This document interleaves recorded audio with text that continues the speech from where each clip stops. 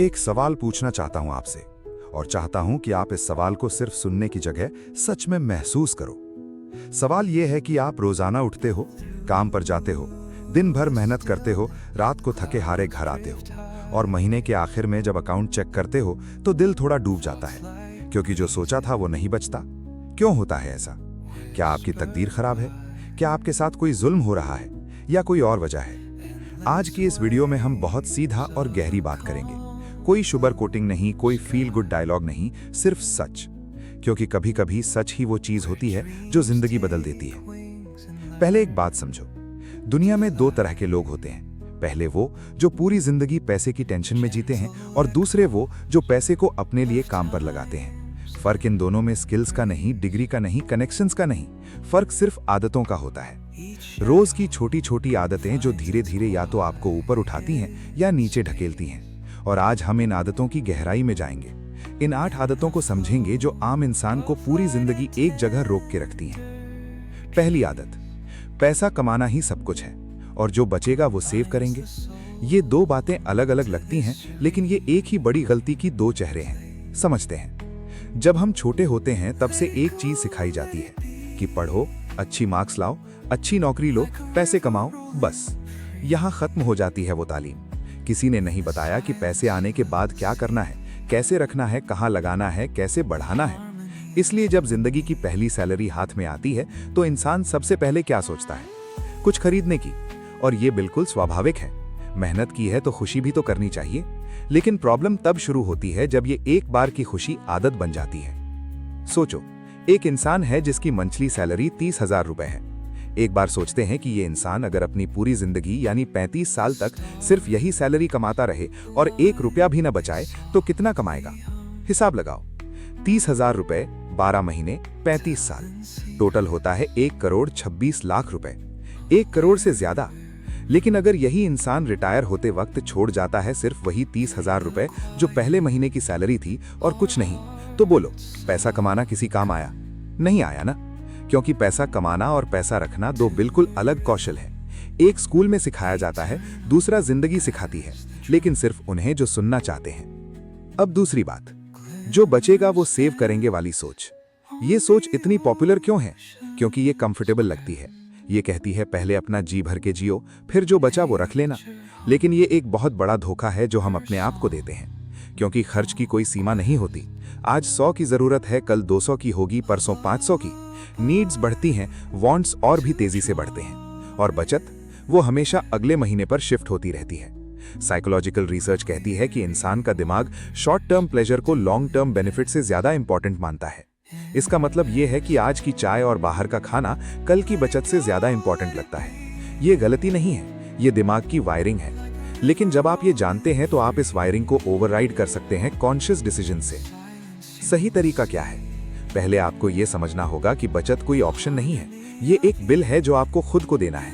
जिस तरह बिजली का बिल 1 तारीख को आता है और आप भरते हो, उसी तरह अपनी बचत का बिल भी सैलरी आने के 24 घंटे के अंदर खुद को दो। इस कॉन्सेप्ट का नाम है पे योरसेल्फ फर्स्ट। वॉरेन बफेट ने इस एक चीज को अपनी सबसे बड़ी फाइनेंशियल हैबिट बताया है। उन्होंने कहा था कि जो पैसा पहले बचाता है वही आगे जाता है, जो बाद में बचाता है वो हमेशा किसी ना किसी चीज में चला जाता है। और ये सिर्फ थ्योरी नहीं है, रिसर्च भी यही कहती है।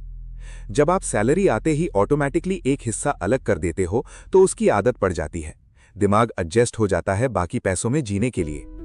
शुरुआत करो 10% से। अगर 10% मुश्किल लगे तो 5 से शुरू करो, लेकिन शुरू करो। अगर आपकी सैलरी 20,000 है तो 2,000 पहले निकालो, एक अलग अकाउंट में डाल दो। उस अकाउंट का डेबिट कार्ड घर में रखो, वॉलेट में नहीं।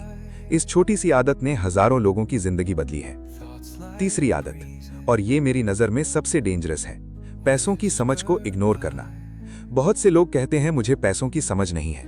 ये बात ऐसे कहते हैं जैसे ये कोई एबिलिटी है जो कुछ लोगों को मिलती है और कुछ को नहीं, जैसा कि सिंगिंग की टैलेंट होती है या ड्राइंग की। लेकिन ये बिल्कुल गलत सोच है। पैसों की समझ एक स्किल है और स्किल्स सीखी जाती हैं। कोई भी सीख सकता है।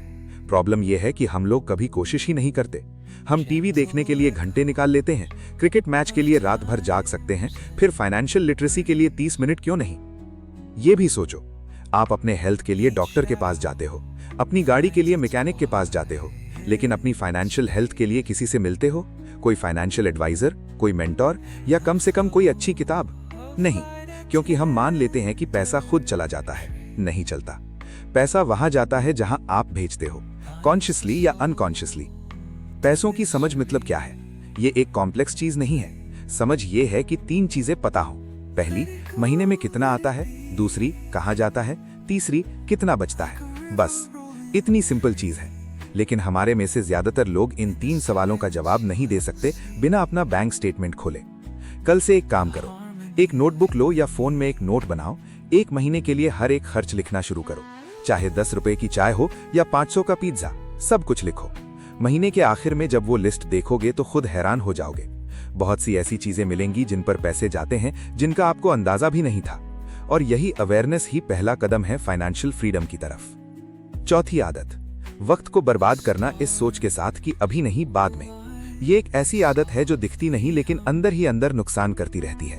25 साल का लड़का कहता है अभी पार्टी का टाइम है, बचत बाद में करेंगे। 30 साल में कहता है अभी घर बनाना है, इन्वेस्टमेंट बाद में। 40 में कहता है अभी बच्चों की फीस है, रिटायरमेंट बाद में।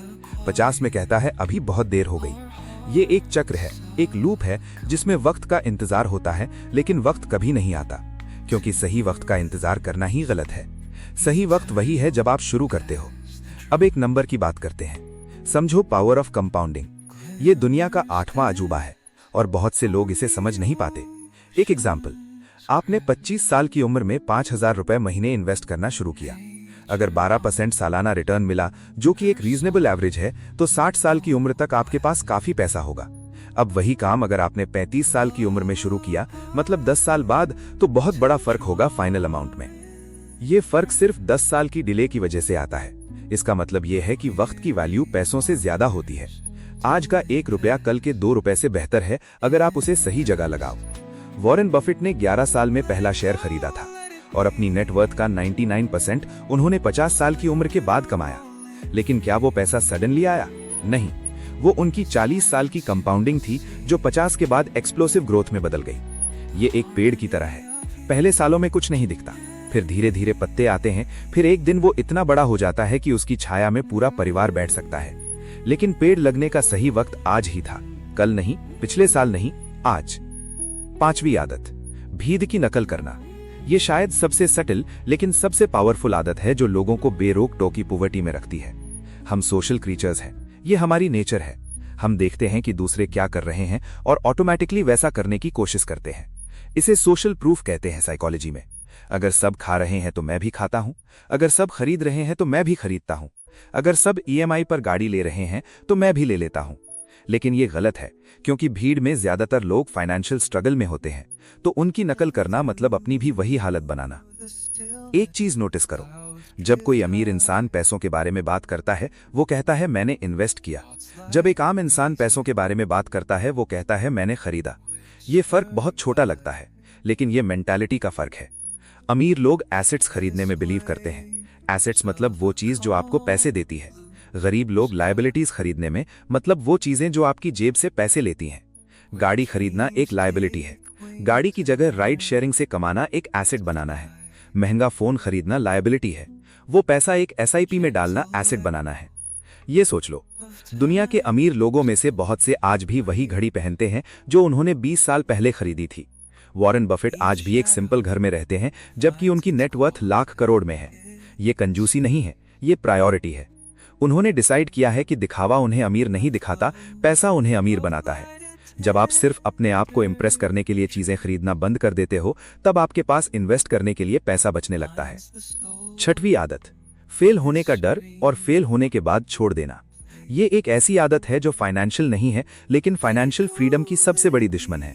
बहुत से लोग एक बार ट्राई करते हैं, फेल होते हैं और फिर मान लेते हैं कि ये उनके लिए नहीं था। एक बंदा बिजनेस शुरू करता है, पहले ही साल में घाटा होता है। वो कहता है मैं बिजनेस के लिए नहीं बना। एक लड़की शेयर मार्केट में पैसा लगाती है, पहली बार लॉस होता है। वो कहती है ये सब लक का काम है, मैं नहीं करती। लेकिन ये वही सोच है जो इंसान को आगे बढ़ने से रोकती है। सोचो, थॉमस एडिसन ने हजारों बार ट्राई किया बल्ब बनाने में और फेल हुए, लेकिन उन्होंने कहा कि मैंने 1000 तरीके ढूंढ लिए जिनसे बल्ब नहीं बनता।